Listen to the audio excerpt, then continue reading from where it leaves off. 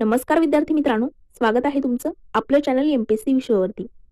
तर मित्रांनो, आपण मागील व्हिडिओमध्ये इतिहासामध्ये जेवढे काही वर्तमानपत्र आहेत तर ते प्रत्येक वर्तमानपत्र त्याची स्थापना कधी झाली, त्याचे संस्थापक कोण आहेत, त्यानंतर त्याच्यामध्ये एखादा लेख वगैरे छापला असेल किंवा मग आता जसं की शाहू महाराजांनी कोणकोणत्या वृत्तपत्रांना आर्थिक मदत दिलेली आहे, भारतीय व्यक्तीनं पहिलं सुरू केलेलं वर्तमानपत्र असेल, त्यानंतर मराठी भाषेमध्ये निघालेलं पहिलं असेल, या पद्धतीने आपण जे पहिलं वर्तमानपत्र आहे तिथून तर आतापर्यंत जेवढे काही आहेत ते सिरियल वाईज सगळे बघितलेले आहे। सालानुसार मी चार्ट जो आहे तर त्यामध्ये तुम्हाला सांगितलेलं आहे। जर तुम्ही मागचं लेक्चर केलं नसेल तर ते सुद्धा करून घ्या। वर्तमानपत्र चांगल्या प्रकारे चार्टच्या स्वरूपात तुमचे कव्हर होतील, रिव्हिजन करायला सोपं जाईल।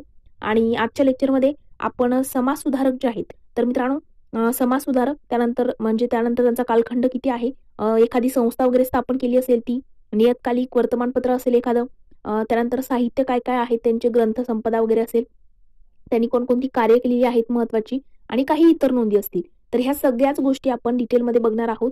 ह्या लेक्चरच्या आता मागे वर्तमानपत्र जे आहे आपण एका तासामध्ये सगळे वर्तमानपत्र कव्हर केलेले आहेत, पण समाज सुधारक बघताना आपण एक ना एक डिटेल गोष्ट इथं बघणार आहोत। त्यामुळे याचे 4 लेक्चर येतील, 4 पार्ट असतील। पहिल्या लेक्चरमध्ये आपण म्हणजे जवळजवळ 22 स्लाइड त्या ठिकाणी आहेत, तर आपण चांगल्या प्रकारे कव्हर व्हायला पाहिजे। त्यामुळे 4 आपण त्या ठिकाणी लेक्चर घेणार आहोत, जेणेकरून तुमचं सगळं जे आहे डिटेलमध्ये कव्हर होईल। तर आता तुमचा थोडा वेळ न घेता आपण लेक्चरला सुरुवात करूया। त्यापूर्वी जर तुम्ही इंस्टाग्रामवरती असाल आणि आपल्या पेजला फॉलो केलं नसेल तर एमपीएससी विश्व अकॅडमीची लिंक जी आहे ती आपल्या चॅनलच्या अबाउट सेक्शनमध्ये दिलेली आहे। तिथे जाऊन तुम्ही इंस्टाग्रामला सुद्धा फॉलो करू शकता। तिकडे काही डाऊट असेल तर ते सुद्धा तुम्ही विचारू शकता। तर बघा, आता मित्रांनो, आपलं जे आता पहिले आहेत तर सगळ्यात अगोदर येतात मित्रांनो राजा राममोहन रॉय। त्यांचा कार्यकाळ जर आपण बघायला गेलो तर त्यांचा जन्म जो आहे तो 1774 ते 1833 हा त्यांचा कार्यकाळ आहे। कुणाचा? राजा राममोहन रॉय यांचा। आणि त्यांनी संस्था ज्या आहेत 1815 त्यांनी आत्मीय सभा आणि 1828 ब्राह्मो समाज त्यांनी स्थापन केला होता। बघा, 1815 आत्मीय सभा, 1828 ब्राह्मो समाज राजा राममोहन रॉय यांनी।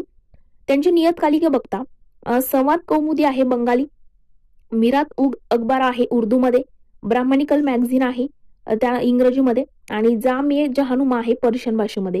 तर हे सगळे लक्षात ठेवायचे कुणाचे? राजा राममोहन रॉय यांचे।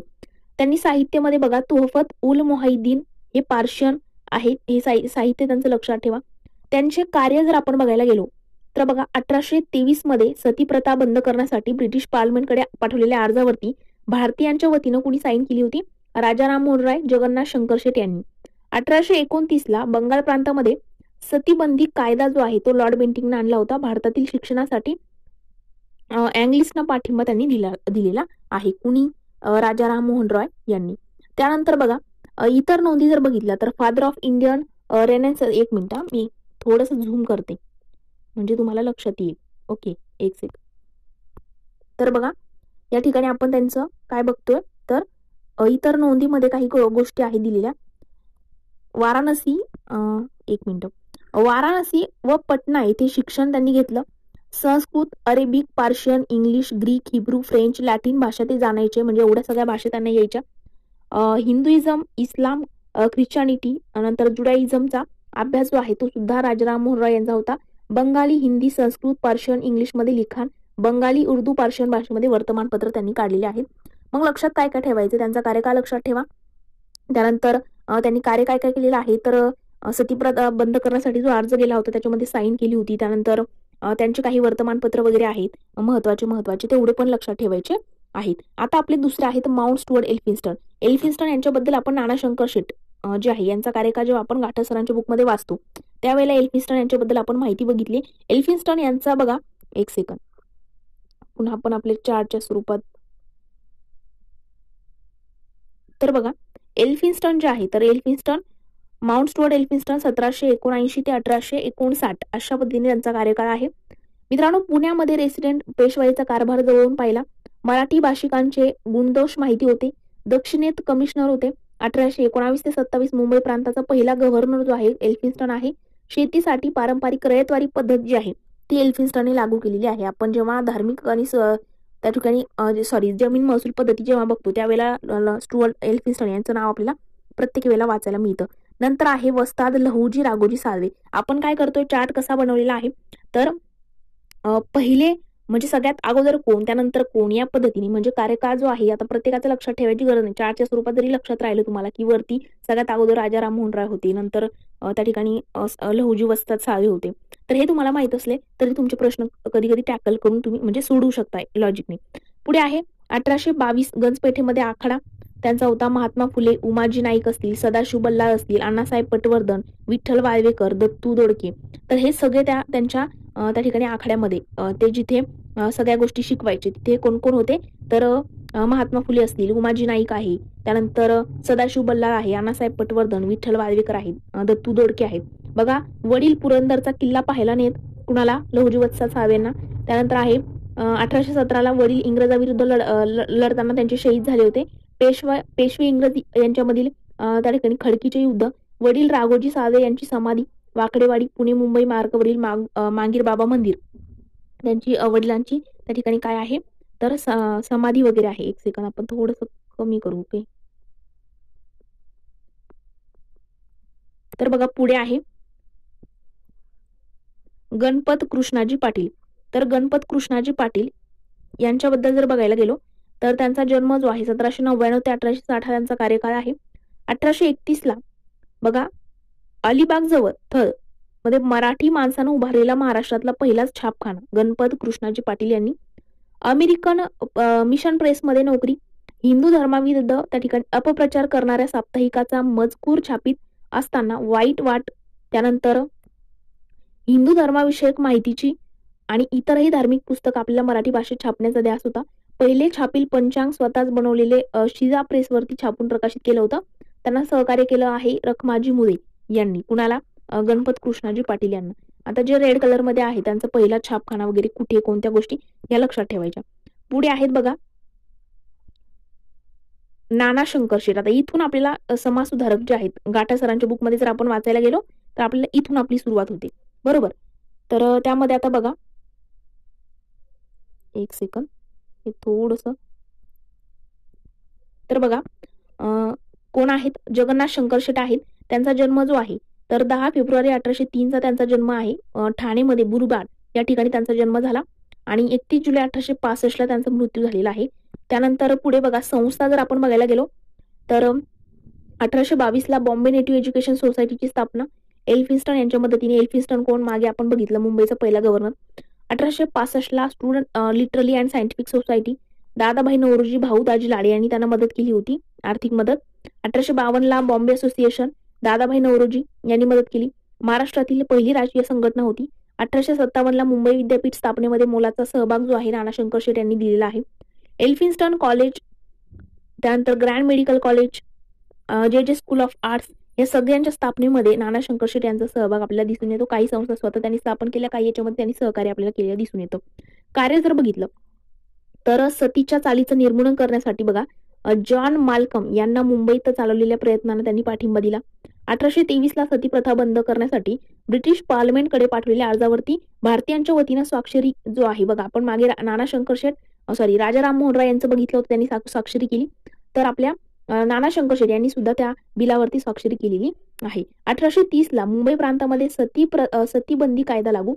त्यानंतर 1862 मुंबई काउन्सिलचे पहिले सभासद ते होते. मुंबई इलाख्याच्या बोर्ड ऑफ एज्युकेशनचे सदस्य. पुढे शिक्षण खात्यामध्ये त्याचं रूपांतर जे आहे ते करण्यात आलं होतं. इतर नोंदी जर आपण बघायला गेलो तर नर फाटक यांनी त्यांना मुंबईचा शिल्पकार म्हटलेलं आहे. अत्रे यांनी मुंबईच्या अनभिषिक्त सम्राट असं नाना शंकर शेठला म्हटले. मराठी, संस्कृत आणि इंग्रजीमध्ये ते निष्णात होते. ब्रिटिशांकडून जस्टिस ऑफ पीस ही पदवी सुद्धा त्यांना मिळाली. गंगाधर गाडगीळ आधुनिक भारताचे शिल्पकार, भारतीय जीवनाचे शेतीचे महत्व त्यांनी जाणले होते. त्यानंतर दादाभाई नौरोजी आणि न्यायमूर्ती रानडे यांच्या आर्थिक राष्ट्रवादाचा पाया जो आहे त्यांच्या विचारामध्ये आढळतो. तर मित्रांनो आपल्याला विधानात्मक पण प्रश्न येऊ शकतात किंवा मग कुणी कुणाला काय म्हटलंय हे तर आयोगाचे आवडते प्रश्न असतात. जसं की 2024 जो प्रीचा पेपर झालाय ग्रुप बीचा, त्यामध्ये सुद्धा आपल्याला विचारलेला आहे की झाशीच्या राणीबद्दल विचारलं होतं, त्याचं उत्तर होतं ह्युरोज. आता ते लॉजिकने सुटण्यासारखाच होता, कारण की झाशीच्या राणी विरुद्ध ब्रिटिश कोण होता तर ह्युरोज होता, तर तोच असं म्हणू शकत होता. तर अशा पद्धतीने आपल्याला जे आहे विचारलं जातं कुणी याच्याबद्दल काय मत मांडलेलं आहे, या पद्धतीचे प्रश्न इतिहासाअंतर्गत आपल्याला विचारले जातात. तर नंतरचे आहेत आपले राघोजी भांगरे. तर मित्रांनो 1857 उठाव जो आहे तो बघताना, उठावाचे नेतृत्व वगैरे या गोष्टी बघताना राघोजी भांगरे तुम्ही ऐकून असाल. 8 नोव्हेंबर 1805 त्यांचा जन्म झालेला आहे. तालुका बघा, जिल्हा अहमदनगरमध्ये, अकोले तालुका देवगाव या ठिकाणी, तालुका अकोला देवगाव या ठिकाणी कुणाचा जन्म झालाय, राघोजी भांगरे यांचा. आणि 2 मे 1848 त्यांचा मृत्यू झाला. वडील रामजी महादेव कोळी जमात त्या ठिकाणी त्यांचे आहे. वडील कोण होते? रामजी होते. महादेव कोळी जमात त्यांची होती. कोळी साम्राज्यातील जव्हाराच्या मुकणे संस्थानाच्या राजूर प्रांताचे सुभेदार होते. पेशव्यांच्या पराभवानंतर रतनगडावरती इंग्रजांच्या विरोधामध्ये जाहीर उठाव केला. काळ्या पाण्याची शिक्षा सुद्धा त्यांना झाली होती. कुणाला? राघोजी भांगरे यांना. पुढे आहे, वडिलांच्या अनुपस्थितीमध्ये राघोजी आपल्या गावामध्ये पोलीस पाटील पदाचा कारभार त्या ठिकाणी त्यांनी सांभाळला. राजूर प्रांताच्या रिक्त पोलीस अधिकारी पदासाठी अर्ज त्यांनी केला. ब्रिटिशांकडून अमृतराव कुलकर्णी यांची नेमणूक जी आहे ती करण्यात आली. बाचाबाची झाली आणि अमृतराव मारले गेले. इंग्रजांशी संघर्ष सुरू झाला. बघा, अन्याय, अत्याचार, सरकार, सावकार, जमीनदार यांच्या विरोधामध्ये आवाज उठवण्याचं काम जो आहे राघोजी भांगरे यांनी केलं. साताराचे छत्रपती प्रतापसिंग भोसले यांच्याकडून साताऱ्याला बोलवून त्या ठिकाणी कार्याची प्रशंसा सुद्धा करण्यात आली होती. 1845 इंग्रजांशी समोरासमोर लढण्यासाठी जुन्नर येथे जाहीर उठाव जो आहे तो करण्यात आला होता. 1847 पंढरपूर विठ्ठल दर्शन, लेफ्टनंट जनरल गेल अटक खटला जो आहे. नंतर 1848 ठाणे कारागृहामध्ये फाशी. तर हे जे आहे, आता सगळंच काही डिटेलमध्ये पॅराग्राफच्या स्वरूपात न देता एकदम जे जे काही की पॉइंट्स आहेत, जे जे महत्वाचं आहे तेवढे सेंटेन्स जे आहे ते इथे देण्यात आलेले आहे. तेवढे वाचून सुद्धा तुमचा प्रश्न, चांगली रिव्हिजन ह्या चार्ट्सची केली तर प्रश्न तुमचे लवकर सुटतात. त्यानंतर आहे पुढचं, आचार्य बाळशास्त्री जांभेकर. तर मित्रांनो, यांना जे आहे, यांचा जन्म 6 जानेवारी 1812 झालेला आहे. आपण त्यानंतर त्यांचा जन्म कुठं झालाय हे आपल्याला आयोग जो आहे प्रश्न कशा पद्धतीने विचारतो समाज सुधारकांमध्ये, तर इकडे समाज सुधारक असतात, इकडे त्यांचा म्हणजे जन्म वगैरे कोणत्या गावी वगैरे झाला असेल तर ते दिलेलं असतं, किंवा त्यांचे वर्तमानपत्र वगैरे दिले असते, त्यांची एखादी संस्था संघटना असेल स्थापन केलेली ती दिलेली असते, आणि जोड्या लावायला आपल्याला अशा पद्धतीचे प्रश्न विचारले जातात. तर मग आचार्य बाळशास्त्री जांभेकर जे आहेत, तर आचार्य बाळशास्त्री जांभेकर जे आहेत यांचा जन्म 6 जानेवारी 1812 आहे. रत्नागिरी जिल्ह्यातील पोमुर्ले तालुक्यात त्यांचा जन्म झाला, पोमुर्ले या ठिकाणी. आणि बनेश्वरला त्यांचा मृत्यू झाला 17 मे 1846. तर 1830 बॉम्बे नेटिव्ह एज्युकेशन सोसायटीचे ते उपसचिव होते. 1834 एल्फिन्स्टन कॉलेजमधील गणिताचे पहिले असिस्टंट प्रोफेसर. नंतर बॉम्बे नेटिव्ह जनरल लायब्ररी त्या ठिकाणी त्यांनी स्थापन केली. नंतर कुलाबा वेधशाळेचे संचालक ते होते कोण? बाळशास्त्री जांभेकर. आणि मित्रांनो, सगळ्यात महत्वाचं म्हणजे 6 जानेवारी 1832 आपण दर्पण जे आहे, दर्पणची सुरुवात जी आहे त्यांनी केलेली आहे. मराठीतील पहिलं वृत्तपत्र होतं ते, पाक्षिक होतं. 1840 दिग्दर्शन हे मासिक त्यांनी सुरू केलं. हे आपण मागच्या लेक्चरमध्ये जेव्हा वर्तमानपत्र बघितले त्यावेळेला मी तुम्हाला सांगितलं होतं. त्यानंतर त्यांची ग्रंथसंपदा बघता शून्यलब्धी, हिंदुस्थानचा इतिहास, हिंदुस्थानचा प्राचीन इतिहास, सार संग्रह, इंग्लंडचा इतिहास, पहिली छापील ज्ञानेश्वरी, या गोष्टी आहेत. आयोग याच्यावरती प्रश्न विचारतो. ज्या रेड पॉईंटने केलेला आहे पहिली छापील ज्ञानेश्वरी, याच्यावरती प्रश्न आयोगाने विचारून झालेला आहे. सरकारच्या वतीनं मित्रांनो अक्कलकोट युवराजचे शिक्षक त्या ठिकाणी म्हणून त्यांची नेमणूक झाली होती. आणि नंतर पुढे founder director of teachers training college, हे पण आपण म्हणजे कुणाचा मृत्यू झाल्यानंतर कोण तिथे त्यांच्या जागेवर आले ह्या गोष्टी तुम्हाला इथे जेव्हा गाठासरांचं बुक जे आहे ते तुम्ही समाज सुधारक त्यातून डिटेलमध्ये वाचणार त्यावेळेला तुम्हाला ह्या गोष्टी कळतील. अगोदर गाठासरांचं बुक जे आहे ते प्रॉपर समाज सुधारकांचं बुक आहे, त्यामधून एकदा चांगली रिडिंग करा. ते बुक असेल किंवा उमेश कुदय सरांचं समाज सुधारकांचं बुक असेल, त्याच्या चांगल्या रिडिंग झाल्यानंतर तुम्हाला हा चार्ट जो आहे चांगल्या स्वरूपात लक्षात राहील. त्यानंतर आहे मुंबई इलाख्यातील प्राथमिक शाळा तपासणीसाठी सरकारी निरीक्षक. आता फादर ऑफ मराठी जर्नलिझम हे तर आपल्याला माहिती आहे. 1840 जस्टिस ऑफ द पीस त्यांना मिळाला. मागे आपण जगन्नाथ शंकर शेट यांना बघितलं, जस्टिस ऑफ द पीस पदवी मिळाली. मग 1840 हे साल दिलं इथं स्पेसिफिक, म्हणजे बाळशास्त्री जांभेकर यांचं नाव लक्षात ठेवायचं. नंतर श्रीपदी शेषाद्री प्रकरण जे आहे, तर बघा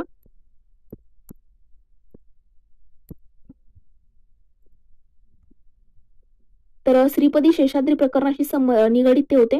भाऊ नारायण शेषाद्री यांच्याकडून ख्रिश्चन धर्माचा स्वीकार. तर शेषाद्री प्रकरण जे आहे याच्यावरती पण आयोगाने प्रश्न विचारून झालेले आहे, त्याच्यावरती पण प्रश्न येतो.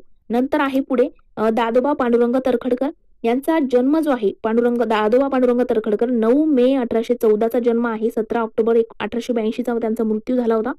1844 दादोबा तरखडकरांनी मानव धर्म सभा जी आहे ती स्थापन केली सुरतला. त्यामध्ये त्यांना दादोबा पांडुरंग तरखडकर जे आहे त्यांना दुर्गाराम मंछाराम मेहता आणि दिनमणी शंकर दलपतराय या दोघांनी सहकार्य केलेले मानव धर्म सभेच्या स्थापनेमध्ये. 1848 ज्ञानप्रसारक सभा संस्थापक अध्यक्ष ते होते. 1859 त्या ठिकाणी परमहंस सभा, 49 पाहिजे होतं मे बी इथे, त्यानंतर मुंबईला आणि भिकोबा चव्हाण, राम बाळकृष्ण जयकर यातूनच पुढे प्रार्थना समाजाची स्थापना झाली. येस, तर मित्रांनो परमहंस सभा जी आहे मुंबईला स्थापन झाली, त्यामध्ये भिकोबा चव्हाण, रामकृष्ण जयकर यांनी सुद्धा त्यांना पाठिंबा जो आहे दिला होता, सहकार्य जे आहे केलं होतं दादोबा पांडुरंग तर्खडकरांना. आणि मराठी भाषेचं व्याकरण जे आहे त्यांनी लिहिलं. मराठी नकाशाचे पुस्तक आणि धर्मविवेचन महत्वाचं आहे हे लक्षात ठेवा दादोबा पांडुरंग तर्खडकर यांच्याबद्दल. 1840ला त्यांनी एल्फिन्स्टन इन्स्टिट्यूट सुरतला सहाय्यक शिक्षक म्हणून काम केलं. 1846ला जांभेकरांच्या मृत्यूनंतर टीचर्स ट्रेनिंग कॉलेजचे संचालक ते होते. बघा, आपण वरती बघितलं आचार्य बाळशास्त्री जांभेकर. मग जांभेकरांचा मृत्यू झाल्यानंतर टीचर्स ट्रेनिंग कॉलेजचे संचालक म्हणून कुणी काम केलं? दादोबा पांडुरंग तर्खडकरांनी काम केलं. आणि 1852ला डेप्युटी कलेक्टर होते ते अहमदनगरचे. कोण? तर दादोबा पांडुरंग तर्खडकर. मित्रांनो मराठी भाषेचे पाणिनी त्यांना म्हटलं जातं. राव बहादूर भिल्लांच्या बंडाचा बिमोड केल्याबद्दल त्यांना राव बहादूर ही पदवी सुद्धा देण्यात आली होती. कुणाला? दादोबा पांडुरंग तर्खडकरांना. पुढे भाऊ महाजन उर्फ गोविंद विठ्ठल कुंटे. तर मित्रांनो गोविंद विठ्ठल कुंटे जे आहे त्यांनाच आपण भाऊ महाजन म्हणतो. 1815ला जन्म झाले रायगडमधील पेन या ठिकाणी. 1841ला त्यांनी प्रभाकर हे साप्ताहिक काढलं भाऊ महाजन यांनी. नंतर लोकहितवादींची शतपत्रे जे आहे ते सुद्धा भाऊ महाजन यांच्या प्रभाकर याच्यामध्ये प्रकाशित झाली होती. 1853ला धूमकेतू हे साप्ताहिक. 1854ला ज्ञानदर्शन त्रैमासिक सामान्य ज्ञानावरती लेख. तर हे तिन्ही महत्वाचे आहेत, तिन्ही लक्षात ठेवा. प्रभाकर, धूमकेतू, ज्ञानदर्शन तिन्ही आहेत, लक्षात ठेवायचे. बघा, दर्पण आणि दिग्दर्शन मध्ये लेखन जे आहे बाळशास्त्री जांभेकरांचे वर्गमित्र ते होते. दर्पण द्वैभाषिक, नियतकालिक, इंग्रजी विभाग जांभेकर आणि मराठी विभाग भाऊ महाजन. बघा, आपण जेव्हा मागच्या लेक्चरमध्ये वर्तमानपत्र अभ्यासताना मी सांगितलं होतं की दर्पण जे आहे ते 2 भाषेमध्ये निघायचं ना, मराठी पण इंग्रजी पण. मग मराठी भाग कोण सांभाळायचं? तर मराठी विभाग भाऊ महाजन सांभाळायचे आणि इंग्रजी कोण सांभाळायचे? बाळशास्त्री जांभेकर त्या ठिकाणी सांभाळायचे. पुढे आहे बघा बापू छत्रे भाऊ महाजनांचे मेहुणे त्या ठिकाणी आहेत. नेटिव्ह एज्युकेशन सोसायटीमध्ये प्राथमिक शिक्षण तिथले सहाध्यायी दादोबा आणि भास्करराव पांडुरंग तर्खडकर यांनी. एल्फिन्स्टन महाविद्यालयामध्ये पुढील शिक्षण त्यांनी घेतलं. तर त्यांची संस्था संघटना असेल, एखादं वृत्तपत्र असेल, एखादे म्हणजे जेवढं काही ग्रंथ संपदा वगैरे सगळ्या गोष्टी ज्या असतात त्याच्यावरती आयोग आपल्याला प्रश्न विचारतो, तर ते आपण लक्षात ठेवायचं आहे. नंतर आहे नवरोजी फंडूजी. तर मित्रांनो यांचा जन्म जो आहे 1817चा जन्म आहे भरूच या ठिकाणी. संस्था 1852ला बॉम्बे असोसिएशन एक संस्थापक ते होते. 1851ला रहुनुबाई माझदायन सभा पारशी धर्मसुधारणा त्यांनी स्थापन केली होती. त्यानंतर नियतकालिक त्यांचा आहे फॅम आय फरशीद. त्यानंतर आहे कार्य 1840ला एल्फिन्स्टन संस्थेमध्ये शिक्षण पदावरती नेमलेले पहिले भारतीय. बघा, 1840ला एल्फिन्स्टन संस्थेमध्ये शिक्षण पदावरती नेमलेले पहिले भारतीय कोण असं विचारलं तर नवरोजी यांचं नाव लक्षात ठेवायचं. नंतर आहे सर सय्यद अहमद खान यांच्यावरती प्रश्न आपल्याला येतो. 1817 ते 1898 असा त्यांचा कार्यकाळ आहे. 1864ला ट्रान्सलेशन सोसायटी. नंतर बघा सायंटिफिक सोसायटी. त्यानंतर 1875ला Mohammedan Anglo Oriental College Aligarh या ठिकाणी. नंतर अलीगड मुस्लिम युनिव्हर्सिटी करण्यात आली. 1885ला मुस्लिम शैक्षणिक परिषद. 1888ला इंडियन पॅट्रिओटिक असोसिएशन. लॉर्ड डफरीनचे प्रोत्साहन त्याला काँग्रेसला आळा घालण्यासाठी मिळालं होतं. 1893ला त्यांनी Mohammedan Anglo oriental defence association स्थापन केलं. हे खूप महत्वाचं आहे. या सगळ्याच गोष्टींवरती आयोगाने प्रश्न विचारलेले आहेत. नियतकालिक जर बघितलं तर तहजीब उल अखलाक मुस्लिम धर्मातील परंपरागत रूढीवर आधारित हे वृत्तपत्र होतं, नियतकालिक होतं. नंतर आहे पुढे बघा मांडलेली विविध मते. आधुनिक शिक्षणाचा आणि इंग्रजी भाषेचा स्वीकार केल्याशिवाय मुस्लिम समाजाला प्रगती करणं अवघड आहे असं ते म्हणायचे. हिंदू आणि मुसलमान म्हणजे भारत वधूचे 2 नेत्र आहेत. हिंदुस्थानात हिंदू आणि मुसलमान ही 2 वेगळी राष्ट्र आहेत. मुसलमानांनी काँग्रेसपासून दूर राहावं आणि सोबतच सर सय्यद अहमद खान यांच्याशिवाय देशातील जवळजवळ सर्वच प्रमुख व्यक्ती काँग्रेसमध्ये सामील होत्या. तर मित्रांनो हिंदू आणि मुसलमान म्हणजे भारत वधूचे 2 नेत्र आहेत. त्याच्यावरती आयोगाने ह्या सेंटेन्सवरती प्रश्न विचारून झालेला आहे. त्यानंतर सर सय्यद म्हणजे जर चळवळी म्हटलं तर त्याच्यामध्ये सर सय्यद अहमद खान यांच्याबद्दल आपल्याला प्रश्न जो आहे तो विचारला जातोच, आवर्जून प्रश्न त्याच्यावरती येतो. नंतरचा आहे बघा पंडित ईश्वरचंद विद्यासागर. कोण आहेत? पंडित ईश्वरचंद विद्यासागर. 1820 ते 1891 असा त्यांचा कार्यकाळ आहे. तत्वबोधिनी सभा याच्यामध्ये सहभाग त्यांचा होता. 1856ला विधवा पुनर्विवाह कायदा. विधवा पुनर्विवाहासाठी प्राचीन धर्मग्रंथ आणि शास्त्राचा आधार त्यांनी दिला. विधवा पुनर्विवाहासाठी प्राचीन धर्मग्रंथ आणि शास्त्राचा आधार कोणी दिला? ईश्वरचंद विद्यासागर यांनी दिलेला आहे. त्यानंतर आहे पुढे संस्कृत कॉलेजमध्ये पाश्चात्य विद्येचे अध्यापन. त्यानंतर पुढे जर आपण बघायला गेलो तर कोलकाता विद्यापीठाकडून विद्यासागर पदवी. संस्कृतचे महान पंडित तरीही पाश्चात्य विचारांचा स्वीकार. तर मित्रांनो मला वाटतं 2024च्याच पेपरला आपल्याला विधवा विवाहासाठी त्या ठिकाणी शास्त्राचा आधार देणारा असा काहीतरी प्रश्न आहे. अनालिसिस हिस्ट्रीचं घेतलेलं नाहीये मे बी आपण चॅनलवरती, तेव्हा सांगेल मी तुम्हाला. प्रश्न याच्यावरती आलेला आहे. पुढे आहे लोकहितवादी गोपाळ हरी देशमुख यांच्याबद्दल. तर मित्रांनो, लोकहितवादी गोपाळ हरी देशमुख, लोकहितवादी त्यांना म्हटलं जातं. 1823चा जन्म आहे पुण्याला आणि 1882ला लोकहितवादी मासिक त्यांनी सुरू केलं. 1848 ते 50 शतपत्र भाऊ महाजन यांच्या प्रभाकर मधील हिंदू समाजाला उल्लेखून 108 परिवर्तनवादी लेख. बघा, लोकहितवादी यांनी भाऊ महाजन यांचं प्रभाकर जे वर्तमानपत्र आहे त्याच्यामध्ये शतपत्र लिहिलेली आहेत आणि हिंदू प्रकाश, विष्णुशास्त्री पंडित, सुधारक गोपाळ गणेश आगरकर आणि वृत्तवैभव अहमदनगर साप्ताहिक मधूनही त्यांनी लिखाण केलेलं आहे. कोणकोणत्या वर्तमानपत्रामध्ये लोकहितवादींनी लिखाण केलं हे आपण दिलेलं आहे.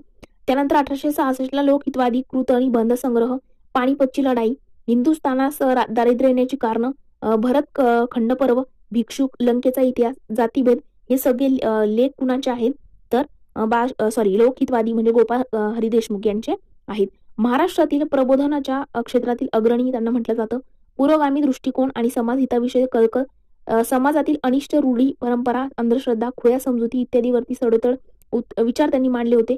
लोकनिंदा सहन करून आंधळ्या पांगळ्यांना आणि महारोग्यांना मलमपट्टी आणि औषध पाणी देण्याची सेवा जी आहे लोकहितवादींनी म्हणजे गोपाळ हरी देशमुख यांनी केलेली आहे. नंतर पुढे 1877ला लिटनद्वारे राव बहादूर ही पदवी. बघा, 1877ला लिटन जो होता तर लिटनच्या द्वारे त्यांना लोकहितवादी यांना त्या ठिकाणी राव बहादूर ही पदवी सुद्धा देण्यात आली. मागे आपण दोन नाना शंकरशेठ, बाळशास्त्री जांभेकर दोघांना जस्टिस ऑफ द पीस मिळालेला बघितला. आता आपण राव बहादूर बघतोय 1877ला कुणाला मिळाली, लोकहितवादी यांना. त्यानंतर आहे पुढे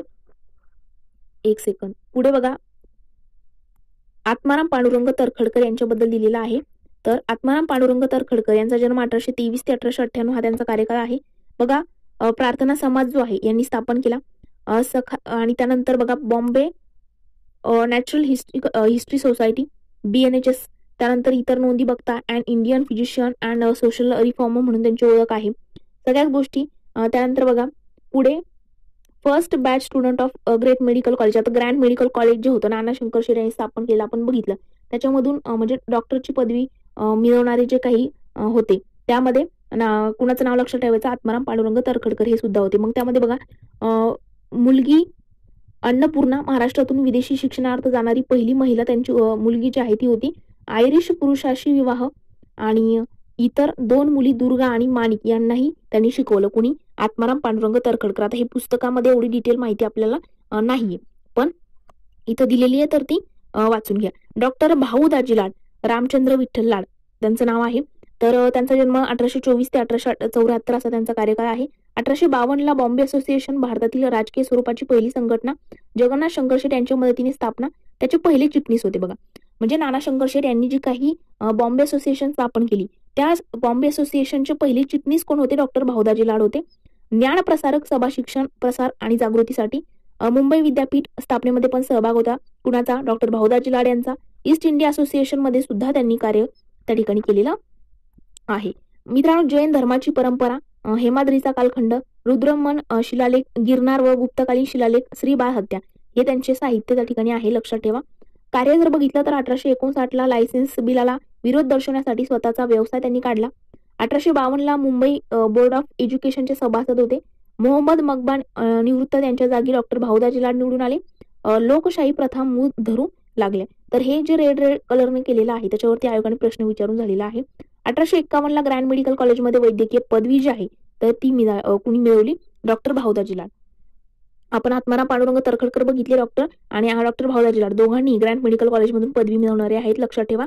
स्वामी दयानंद सरस्वती, मूळ शंकर करसनदास तिवारी हे त्यांचं मूळ नाव आहे. 1824 ते 1883 हा त्यांचा कार्यकाळ आहे. सत्यार्थ प्रकाश हे त्यांचं साहित्य आहे. साहित्यावरती आयोग प्रश्न आपल्याला विचारतो. नंतर पुढे बघा, ख्रिश्चन आणि इस्लाम धर्माचे कडवे टीकाकार होते कोण, स्वामी दयानंद सरस्वती. मुंबईतील 50 भाषणांचे मराठी भाषांतर संपादक न्यायमूर्ती रानडे. अविवाह नैसर्गिक वय जे आहे, मुले जे आहेत 45 ते 48 आणि मुली 16 ते 25. पुराणे म्हणजे स्वार्थी आणि अज्ञानी लोकांचं लिखाण आहे असं सुद्धा स्वामी दयानंद सरस्वती म्हणायचे. त्यानंतर पुढे विष्णू बुवा ब्रह्मचारी यांच्याबद्दल दिलेला आहे. तर बघा, विष्णू बुवा ब्रह्मचारी किंवा विष्णू भिकाजी गोखले त्यांचं नाव आहे. 1825 ते 1871 त्यांचं त्या ठिकाणी कार्यकाळ आहे. वर्तमान दीपिका वैदिक धर्मावरती ख्रिस्ती मिशनरी करीत असलेल्या टीकेला चोख प्रत्युत्तर त्यांनी वर्तमान दीपिकेमधून विष्णुबुवा ब्रह्मचारी यांनी दिलेला आहे. 1851ला वेदोक्त धर्मप्रकाश वैदिक धर्माचे विवेचन, 1857ला सुखदायक राज्य प्रकरणी निबंध, याच्यावरती आयोगाने प्रश्न विचारलाय.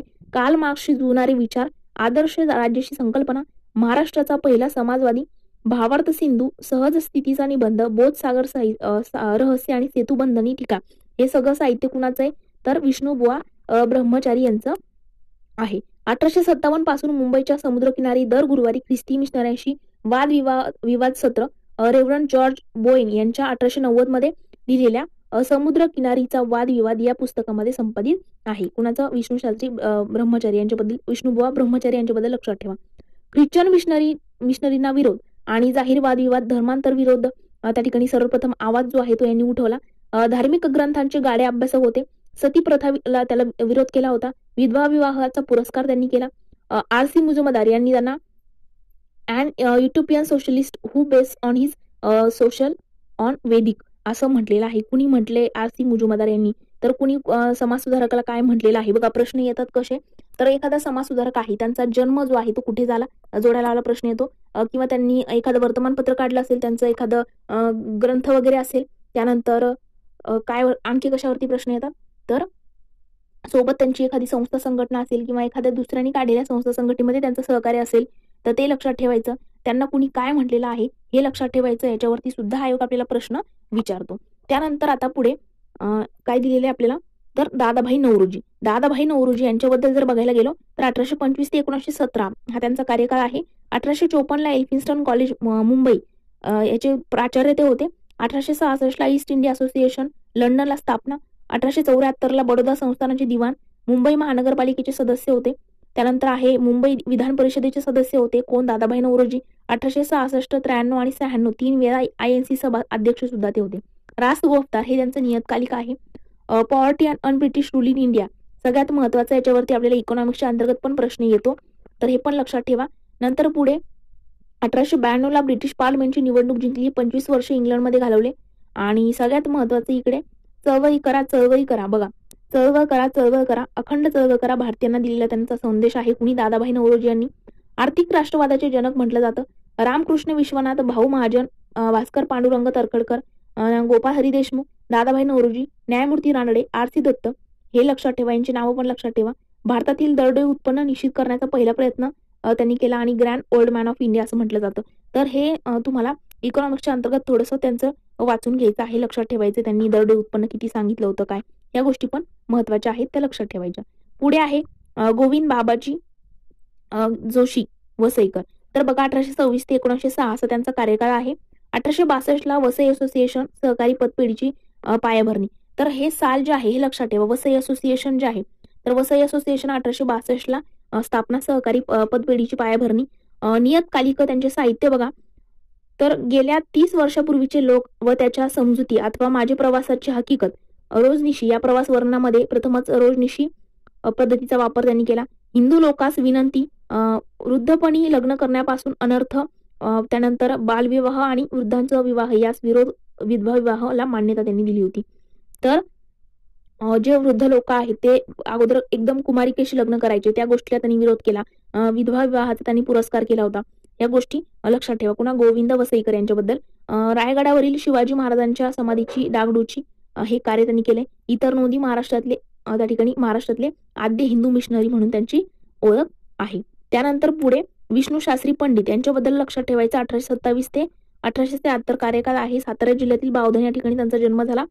हिंदू विंडोज रिमॅरेज ऍक्ट जो आहे, हिंदू विंडोज रिमॅरेज ऍक्ट 1865ला विधवा पुनर्विवाह उत्तेजक मंडळी नावाची संस्था महादेव गोविंद रानडे यांच्यासोबत. हे महत्वाचं, इथे मुलं कन्फ्युज होतात. तर मित्रांनो, महादेव गोविंद रानडे यांच्यासोबत 1865ला विधवा पुनर्विवाह उत्तेजक मंडळी, कुणी? विष्णुशास्त्री पंडित यांनी स्थापना केली. हिंदू प्रकाश साप्ताहिकाच्या मराठी विभागाचे उपसंपादक मुंबई या ठिकाणचे ते होते.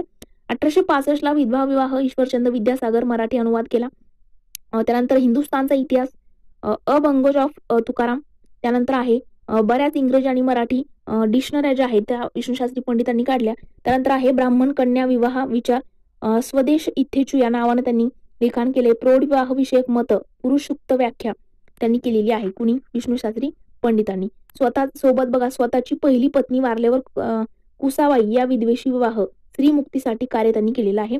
त्यानंतर पुढे म्हणजे बोलके सुधारक नव्हते याचा अर्थ, त्यांनी पण विधवेशी विवाह केलेला आपल्याला दिसून येतोय पुढे.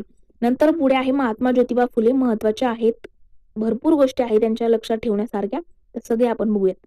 तर बघा, महादेव हे कोण आहेत? महात्मा फुले. तर महात्मा फुले यांचा जो जन्म आहे तर कटगुण, साताऱ्यातील कटगुण या ठिकाणी 1827 ला झाला. मुलींसाठी शाळा काढली. बघा किती कार्य केलेले आहेत. बघा, पहिली शाळा 1848 ला भिडेवाड्यामध्ये काढली. 1851 ला दुसरी शाळा रास्तापेठेमध्ये. 1853 ला तिसरी शाळा वेताळपेठेमध्ये. 1852 ला दलितांसाठी पहिली शाळा काढली. अस्पृश्य लोकांस विद्या शिकवण्याकरिता मंडळ. 1863 ला पुण्यामध्ये स्वतःच्या घरी बालहत्या प्रतिबंधक गृह असेल. 1868 ला स्वतःच्या घरातील पिण्याच्या पाण्याचा हौद जो आहे तो अस्पृश्यांसाठी खुला केला. 1853 ला सत्यशोधक समाज, परिवर्तनवादी, वर्गीय, कृतिशील चळवळ, आईबापाप्रमाणे परमेश्वराला भेटण्यास पुरोहिताची, मध्यस्थाची आवश्यकता नसते, या गोष्टी त्यांनी सांगितल्या. आता हे जरी छोटंसं वाटत असेल पण तुम्हाला हे जे आहे तर ते पाठच करायचे. म्हणजे साल वगैरे पण लक्षात ठेवा. महात्मा फुलेंवरती प्रश्न आवर्जून विचारला जातो, ते लक्षात ठेवायचं. 1873 ला दीनबंधू कृष्णराव भालेकर, पुणे, हे पण लक्षात ठेवा.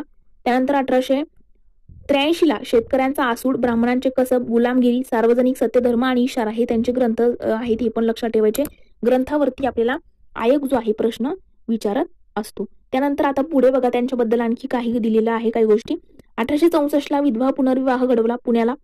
1888 ला महात्मा पदवी 61 कार्यक्रमामध्ये मांडवी, कोळीवाडा, मुंबई या ठिकाणी जनतेकडून रावसाहेब वडरेकर यांच्या करवी त्यांच्या म्हणजे जनतेकडून महात्मा ही पदवी जी आहे त्यांना देण्यात आली होती. कनिष्ठ जमातींसाठी केलेल्या अव्याहल कार्याबद्दल त्यांना ही पदवी देण्यात आली. 1888 ला व्हिक्टोरिया राणीच्या मुलाच्या कार्यक्रमामध्ये शेतकरी वेशामध्ये ते हजर राहिले. 1882 ला हंटर आयोगासमोर सक्तीच्या व मोफत प्राथमिक आणि माध्यमिक शिक्षणाची मागणी त्यांनी धरली. राजश्री शाहू महाराज महाराष्ट्राचे मार्टिन ल्युथर असं त्यांना म्हणतात. कुणाला म्हणतात? राजश्री शाहू महाराज महाराष्ट्राचे मार्टिन ल्युथर, तर महात्मा फुले यांना म्हणतात. बघा, दूरदर्शी संकल्पना प्रथम मांडणी. पाणी पुरवठ्यासाठी धरणे, शेतीचे आधुनिकीकरण, जातीवंत जनावरांची पैदास, फलोद्यान शास्त्र व वन संधारण ह्या गोष्टी लक्षात ठेवा. 1841 ला पुण्याच्या स्कॉटिश मिशनरी इंग्रजी शाळेमध्ये शिक्षण. इथे सदाशिव बघा गोवंडे हे ब्राह्मण मित्र त्यांना भेटले. थॉमस पेन यांच्या विचारांचा प्रभाव जो आहे तो महात्मा फुलेंवरती होता. मतभेद असूनही दयानंद सरस्वतींच्या पुण्यातील मिरवणुकीला संरक्षण देण्याचं काम जे आहे त्यांनी केलं. वेद हे अपौरुषीय नाहीत असं त्यांचं मत होतं. त्यानंतर आहे पुढे 1848 ला 3 जुलै 1848 ला पहिली मुलींची शाळा जी आहे भिडेवाड्यामध्ये काढली. 1852 पर्यंत सर फर्ग्युसन पेरी यांच्या प्रेरणेत 50 मुलींचे शिक्षण. 1853 ला 12 फेब्रुवारी 1853 ला सर्व मुली परीक्षेमध्ये यशस्वी. पहिला कौतुक आणि बक्षीस समारंभाचा सोहळा व दुसरी वार्षिक परीक्षा. ब्रिगेडियर हायड्रेल कॉकबर्न, मेजर कॅन्डी, डॉक्टर जिलेंडर्ड, कॅप्टन विलिंगबी आणि प्रोफेसर प्रेसर, सरदार अप्पासाहेब ढमढेरे, सरदार मुजुमदार, सरदार पटवर्धन, बाणीवाले, मेहंदळे, खाजगीवाले, तुळशीबागवाले हे त्यांना सहकार्यामध्ये आपल्याला दिसून येतात सोबत. त्यानंतर पुढे आहेत इतिहासकार यदी फडके. कर्मठ सनातन्यांनी यांच्या व्याकरणाचा चुका दाखवून बाजी मारण्याचा प्रयत्न केला, पण त्यांची मानवी हक्क समतेबद्दलचा विचार जो आहे प्रत्यक्षपणाला दडपून टाकता आला नाही, असं कोण म्हटले? फडके असं म्हटलेले आहेत. मुलींची शाळा चालवतानाचे सहकारी कोण कोण आहे त्याच्यावरती पण प्रश्न आपल्याला आयोग विचारतो. तर मित्रांनो, मुलींची शाळा चालवण्यासोबत त्यांना कोणी कोणी सहकार्य केलं? सखाराम परांजपे, सदाशिव हाटे, सदाशिव गोवंडे, मोरो विठ्ठल वाळवेकर, विष्णुपंत थत्ते, केशव भवाळकर, देवराम ठोसर आणि सो E.C. जोन्स या सगळ्यांनी त्यांना मुलींची शाळा सुरू करताना सहकार्य केलेलं आहे. तर मित्रांनो, म्हणजे महात्मा फुले जे आहेत यांनी सत्यशोधक समाज स्थापन केला. त्यानंतर त्यांनी भरपूर मुलींच्या शाळा ज्या आहेत, पहिली शाळा कुठे म्हणजे कधी ते साल पण लक्षात ठेवा. पहिली शाळा कोणत्या साली कुठे, दुसरी शाळा कोणत्या साली कुठे, तिसरी शाळा कोणत्या साली कुठे. त्यानंतर त्यांना कुणी कुणी सहकार्य केले. त्यांनी सत्यशोधक पद्धतीने जे विवाह केलेले आहेत, पहिला विवाह कोणत्या साली झाला आणि कुणाचा होता हे लक्षात ठेवा. दुसरा विवाह जो आहे तो कोणत्या साली आणि कुणाचा झालेला आहे याच्यावरती आयोगाने प्रश्न विचारून झालेले आहेत. या गोष्टी पुन्हा पुन्हा सांगते, ह्या लक्षात ठेवायच्या आहेत आवर्जून. याच्यावरती प्रश्न नक्की येतात. तर मित्रांनो, आज आपण इथेच थांबूया. नेक्स्ट लेक्चरमध्ये आपण या ठिकाणी जे आहे पुढचे समाज सुधारक आहेत आपले सार्वजनिक काका वगैरे हे सगळे आपण पुढचे बघणार आहोत. तर 4 लेक्चरमध्ये आपण पूर्ण कव्हर करणार आहोत. फक्त लक्षात कोणकोणत्या गोष्टी ठेवायच्या आहेत बघा. आपल्याला प्रश्न येतात कसे, तर म्हणजे समाज सुधारक असेल तर पहिली गोष्ट त्यांचा जन्म जो आहे तो कुठे झाला जोडायला वाला प्रश्न येतो. त्यानंतर पुढे त्यांना कुणी काय म्हटलेलं आहे, त्यांच्या म्हणजे एखाद्याने त्यांच्याबद्दल काय मत म्हणजे जसं की अनभिषिक्त सम्राट आहे किंवा अशा गोष्टी असतील किंवा कुणाला कोणती जस्टिस ऑफ द पीस असेल, राव बहादूर असेल, या पदव्या मिळालेल्या असतात त्यांचे साल लक्षात ठेवा. याच्यामध्ये आयोग आपल्याला आता कन्फ्यूज करते. जस्टिस ऑफ द पीस भरपूर जणांना मिळालेली आहे, तर ते लक्षात ठेवा. त्यानंतर त्यांनी एखादं वर्तमानपत्र काढलेलं असेल, त्यांची ग्रंथ असेल एखादा, तर त्यानंतर कुणी सपोज आता एखादं वर्तमानपत्र भाऊ महाजन यांचं प्रभाकर आहे, मात्र त्याच्यामध्ये लोकहितवादींनी शतपत्र लिहिली. मग असं एखाद्याचं वर्तमानपत्र असतं, काही असतं तिथे दुसऱ्यांनी कुणीतरी लेख लिहिला असतो, ह्या गोष्टी लक्षात ठेवायच्या. याच्यावरती आपल्याला आयोग प्रश्न विचारतो, तर अशा पद्धतीने आपल्याला प्रश्न विचारले जातात. तर त्या सगळ्या गोष्टी तुम्हाला लक्षात ठेवायच्या आहेत. तर आज आपण इथेच थांबूया. लेक्चर जर आवडला असेल तर लाईक, कमेंट, मित्रमैत्रिणींसोबत सुद्धा नक्की शेअर करा, जेणेकरून प्रत्येकाला या लेक्चरचा फायदा होईल. तर आज आपण इथेच थांबूया. Thank you so much.